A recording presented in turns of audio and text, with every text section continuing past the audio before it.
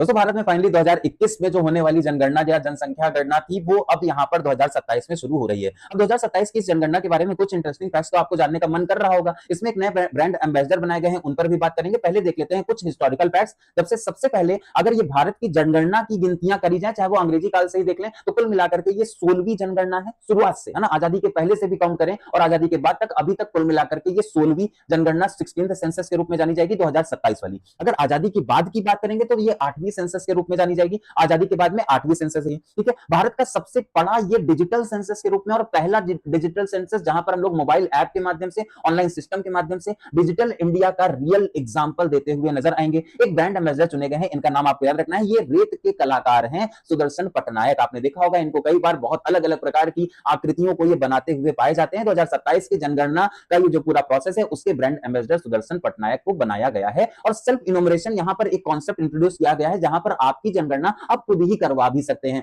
खुद से डेटा भरने का कॉन्सेप्ट है, खुद ऑनलाइन फॉर्म के माध्यम से। और जो इन्यूमरेटर्स होते हैं, जो आपके वेरिफिकेटर्स होते हैं, वो आपके डेटा को केवल वेरीफाई करने का काम करेंगे। तो आप यहां पर सेल्फ इन्यूमरेशन भी कर सकते हैं, ये आपको याद रखना है। 1931 में के बाद पहली बार अब भारत ने यहां पर इंक्लूड की है कास्ट बेस्ड सेंसस भी। ये भी एक इंपॉर्टेंट टर्म है। 1931 में इससे पहले कास्ट सेंसस हुई थी, अब ये कास्ट सेंसस पूरे भारत में पहली बार अब हो रही है 1931 के बाद में। तो ये भी एक इंपॉर्टेंट है, ठीक है। उसके बाद में दो फेजेस में सेंसस होगी, पहले में मकानों की गिनती होगी, फिर लोगों की गिनती होगी। तो इस तरह से 2026 में हाउसिंग लिस्टिंग, हाउस की लिस्टिंग्स हो जाएंगी। उसके बाद में हाउस लिस्टिंग्स के बाद में पीपल, लोगों की भी काउंटिंग 2027 में होगी। ये एग्जाम के लिए बहुत इंपॉर्टेंट है, जो आपको ध्यान रखना है। उसके बाद में वर्ल्ड का सबसे बड़ा ये सर्वे है, 140 करोड़ देशवासियों से ज्यादा लोगों का ये डेटा कलेक्शन होगा। तो दुनिया का सबसे बड़ा सर्वे, इससे बड़ा सर्वे दुनिया ने नहीं देखा है। और जीपीएस टेक्नोलॉजी और टेक्नोलॉजी का भी यूज यहां पर किया जाएगा। Digital tool, geo tagging, data collection, इसके माध्यम से चीजें आगे बढ़ाने की कोशिश की जाएगी। रियल टाइम पर मॉनिटरिंग होगी, सीधे डेटा सीधे सर्वर पर अपलोड होगा और वहीं से करेक्शन को यहां पर कर दिया जाएगा। तो एक लेवल पर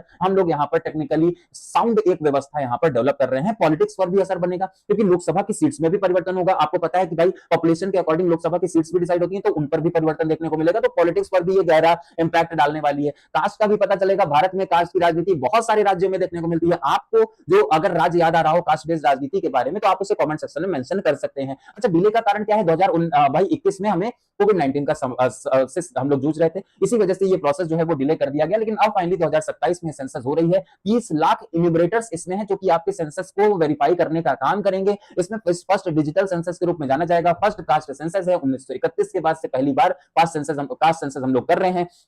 दो फेजेस में ये व्यवस्था है। पूरी की पूरी जानकारी आप लोगों को कैसी लगी कमेंट सेक्शन में हमारे साथ में शेयर कर सकते हैं। और इसी तरह के इंपॉर्टेंट इन्फॉर्मेशन के लिए बने रहिए हमारे साथ सिलेक्शन गाइडर पर। नमस्कार।